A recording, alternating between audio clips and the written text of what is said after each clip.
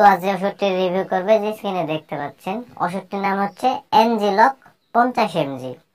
আর এই ওষুধটির উপাদানের মধ্যে রয়েছে লোসার্টেন পটাশিয়াম 50 mg। এনজিলক 50 mg এই ট্যাবলেটটির কার্যকারিতা কি, অর্থাৎ কোন কোন রোগের ক্ষেত্রে ওষুধটিকে ব্যবহার করা হয় সেটি আমি আপনাদের বলে দিই। তো এই ওষুধটির কার্যকারিতা বলতে গেলে যে কোনো ধরনের উচ্চ রক্তচাপ বা হাই ব্লাড প্রেশার নিয়ন্ত্রণ করতে এই ওষুধটি খুবই কার্যকরী ওষুধ হিসেবে কাজ করে। অর্থাৎ যে সকল রোগীদের সবসময় ব্লাড প্রেশার হাই হয়ে থাকে বা উচ্চ রক্তচাপ হয়ে থাকে, সেই উচ্চ রক্তচাপকে নিয়ন্ত্রণ করার জন্য এই ওষুধটি সবচাইতে কার্যকরী একটি ওষুধ হিসেবে কাজ করে।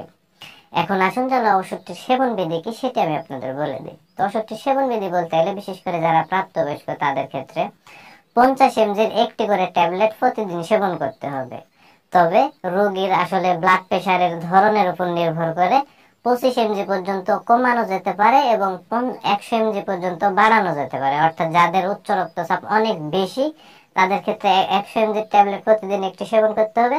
যাদের উচ্চ রক্তচাপ একটু কম তাদের ক্ষেত্রে 25 mg একটি করে ট্যাবলেট সেবন করতে হবে এবং যাদের উচ্চ রক্তচাপ মাঝারি টাইপের তাদের ক্ষেত্রে 50 mg একটি করে ট্যাবলেট সেবন করতে হবে। এটাই হচ্ছে ওষুধটির সেবন বিধি।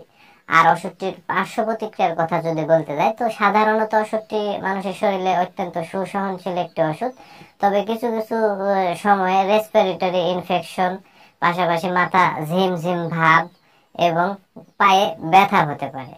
আর এই ওষুধটির প্রতি যাদের অত্যন্ত সংবেদনশীলতা রয়েছে সেই সকল রোগী কিন্তু এই ওষুধটি সেবন করতে পারবে না। আর যে সকল রোগীদের লিভারের কার্যক্ষমতার সমস্যা রয়েছে সেই সকল রোগীদের ক্ষেত্রে ওষুধটিকে অবশ্যই সতর্কতার সাথে সেবন করতে হবে। আর বিশেষ করে যারা গর্ভবতী মায়েরা এবং স্তন্যদানকারী মায়েরা আছে তাদের ক্ষেত্রে কিন্তু এই ওষুধটি নির্দেশিত নয়, অর্থাৎ তারা কিন্তু এই ওষুধটি সেবন করতে পারবে না। আর ওষুধটি বাংলাদেশের যে কোনো ফার্মেসিতে একটু খোঁজ খবর নিলে অতি সহজেই আপনারা পেয়ে যাবেন।